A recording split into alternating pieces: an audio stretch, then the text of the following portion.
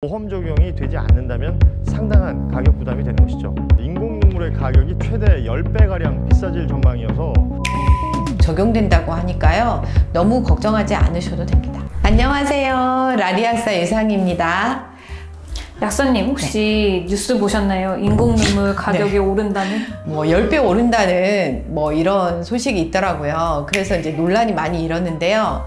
그 뉴스 때문에 요즘 안과 아래에 있는 약국들은 내년에 어떻게 바뀔지 모르는 급여 혜택 때문에 인공 눈물을 처방받으려는 환자들로 곤욕을 치르고 있다고 합니다.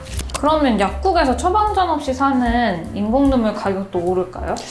약국에서 처방전 없이 판매하는 인공 눈물의 가격은 그대로예요. 다만 안과에서 안구건조증으로 처방을 받는 경우 이게 보험 적용이 되면 약값의 30%만 본인이 부담하면 되는데, 내년부터 라식, 라섹 등 외부 요인에 의해 건조증이 생기는 외인성 질환에는 보험 적용이 안 될 수도 있다고 합니다.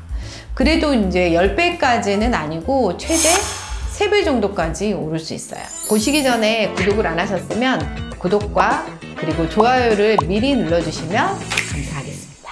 저희 어머니도 안과에서 인공 눈물을 처방받아서 쓰는 것 같던데 미리 말을 해드려야 될까요? 그 쇼그렌 증후군이나 스티브 존슨 증후군, 그 노화에 의한 안구건조증 등 내인성 질환에는 보험이 계속 적용된다고 하니까요, 너무 걱정하지 않으셔도 됩니다.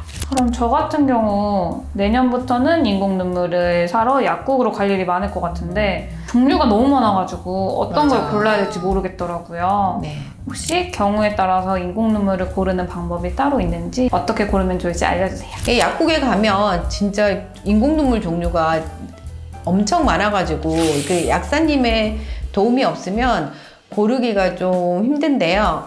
첫 번째, 단순히 이제 눈에 뭔가가 낀 것 같다, 낀 것 같고 불편하다, 이럴 때는 이제 굳이 비싼 거를 살 필요는 없습니다. 천연 눈물과 유사한 성분인 염화나트륨, 염화칼륨과 수분을 이렇게 끌어당겨서 눈물층을 이렇게 두껍게 만드는 카르복시 메칠 셀룰로스, 간단히 이제 CMC라고 하는데요. 이 세 가지 성분이 들어있는 인공 눈물을 넣으면 됩니다. 그 종류에는 많이들 아시는 이런 누넨이 있습니다. 두 번째, 눈물이 너무 말라서 아침에 일어나면 눈곱이 끈적하게 낀다. 이때는 눈물의 수분층이 너무 적을 때 나타나는 현상인데요. 이때는 이제 눈물의 수성층을 이렇게 두껍게 만들어주는, 아까 말씀드렸죠, 이 CMC 성분이 보통은 0.5가 들어가 있거든요. 2배가 들어간 CMC 1%인 인공 눈물을 넣어주시면 좋습니다. 종류에는 DR 프레쉬 F가 있습니다. 세 번째, 이 핸드폰이나 컴퓨터 화면을 오래 봐서 눈이 이제 되게 피곤하죠. 피곤할 때가 많은데, 이럴 때 눈물 성분에 영양 성분이 들어가 있는 인공 눈물이 있어요. 그런 인공 눈물을 넣으면 좋은데, 포도당이 들어있는 인공 눈물이 있어요. 눈이 피곤하면 포도당이 있는 인공 눈물을 넣어주면 좋은데요. 여기서 포도당은 눈의 신진대사를 촉진시켜서 눈이 피곤한 거를 개선시켜 줍니다. 종류에는 티어클린이 있습니다. 네 번째, 요즘같이 추운 겨울에 사무실이나 차량에 히터를 엄청 틀잖아요. 그 히터 때문에 눈의 건조함을 호소하시는 분들이 많은데요. 이럴 때는 트레알로스, 히프로멜로스, 히알루론산이 함께 들어가 있는 인공 눈물을 넣는 게 효과적입니다. 트레알로스는 단백질과 이렇게 결합을 해요. 결합을 해서 수분 증발을 억제시키는 성분으로 보습작용을 함께 가지고 있고요.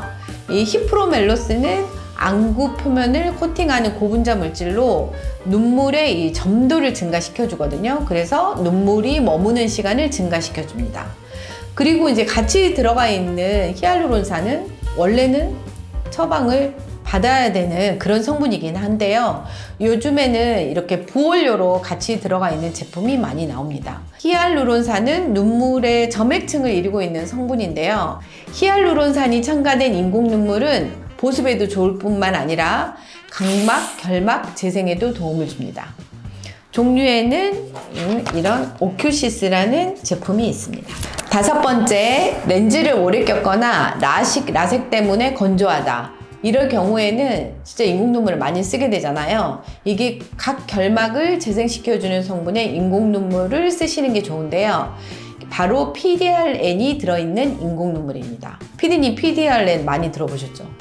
네, 연어 추출물? 연어 추출물. 그렇죠. 연어에서 추출한 DNA 조각인데 이 손상된 각막 상처를 아주 근본적으로 치료하는 역할을 하거든요. 특히 렌즈를 자주 착용하거나 라식, 라섹으로 각막에 이제 상처가 생기신 분들한테 좋은 성분인데요. 그 인공눈물을 써도 뭐 별로 효과를 못 느낄 때도 써볼 수 있습니다. 이 종류로는 오큐시스 리커버리가 있습니다. 6번째, 카보머 성분의 인공눈물 겔입니다. 이제까지는 주로 수분을 넣어주는 성분이었다면 이건 눈물 가장 바깥쪽에 지방층을 보충해 눈물이 빨리 마르지 않게 하는 역할을 합니다. 진짜 안구 건조가 심하신 분들께 추천드리고요. 다만 점도가 높아서 시야가 흐려질 수 있거든요. 그래서 취침 전에 사용하시는 게 좋습니다. 종류로는 이런 리포직 점안겔이 있습니다.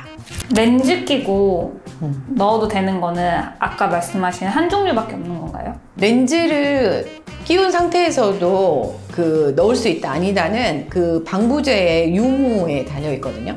그래서 보통 일회용 인공눈물은 거의 방부제가 없다고 생각하시면 됩니다. 대부분. 그래서 일회용 인공눈물을 렌즈를 착용한 상태에서도 넣으실 수 있고, 이제 다회용 인공눈물 같은 경우는 보존제가 들어있는 경우가 있어요. 그걸 이렇게 오픈했다 닫았다 해야 되기 때문에 그거는 이제 그 눈물의 종류에 따라서 렌즈를 빼고 이제 넣어야 되는 경우도 있긴 하거든요. 근데 일회용 인공눈물은 대부분 렌즈 착용한 상태에서 이게 투입이 가능합니다. 이제 일회용 인공눈물은 한 번 쓰고 버려야 되나요? 오늘 말씀드린 일회용 인공눈물은 이게 방부제가 없기 때문에 식약처에서도 한 번 쓰고 버리라고 공고하고 있는데요. 일회용 인공눈물은 한 개에 0.3mm 기준 10방울 이상이 들어있기 때문에 한쪽에 한두 방울, 근데 양쪽을 쓰더라도 반은 남아요. 그래서 이제 많은 연구자분들이 언제까지 안전하게 쓸 수 있냐, 이거에 대한 연구를 많이 하시긴 했거든요. 근데 통상적으로 개봉 후 12시간까지는 올바른 사용, 보관을 하신다면 감염 위험이 거의 없다라고 알려져 있습니다. 그렇다면 이거는 꼭 지켜서 사용해야 한다, 이런 게 있을까요? 네, 예전에는 그렇게 신경을 쓰지 않았는데요. 몇 년 전부터 그 미세 플라스틱 이슈가 나오고 있죠. 어떻게 쓰시는지 한번 보여드릴게요. 이게 이제 일회용 인공눈물인데요. 이거를 이제 캡을 오픈을 하시잖아요. 그러면 이제 바로 쓰지 마시고 얘를 한두 방울을 이렇게 버리고 이렇게 넣으시는 거를 권해드립니다. 이 두 번째도 굉장히 중요한데요. 이 약을 흘리면 안 되겠다고 생각하고 눈에 굉장히 가깝게 해서 사용하시는 분들이 있어요. 근데 이제 입구가 내 눈에 닿는 순간 눈에도 이렇게 살고 있는 균이 있거든요. 그 균에 인공눈물 팁이 감염될 수가 있습니다. 이게 제가 한번 보여드릴게요. 팁이 눈 안에 닿지 않게 이렇게 넣어주시면 되는데요.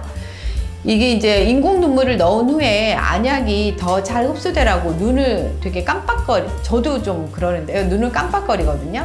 근데 이 행동이 인공눈물 성분을 이게 밖으로 배출하는 행위가 된다고 합니다. 그래서 안약을 넣은 후에는 눈을 깜빡거리지 마시고 그냥 차라리 3-4초 정도 눈을 이렇게 감고 있는 게 좋습니다. 오늘은 인공눈물의 보험급여 축소로 걱정하시는 분들을 위해 약국에서 일반 약으로 구매하실 수 있는 상황별 인공눈물 선택법 6가지와 인공눈물 넣을 때 주의하셨음 하는 내용 3가지에 대해서 알려드렸습니다. 부디 도움이 되셨길 바라며 구독과 좋아요, 알림 설정까지 꼭 부탁드립니다. 감사합니다.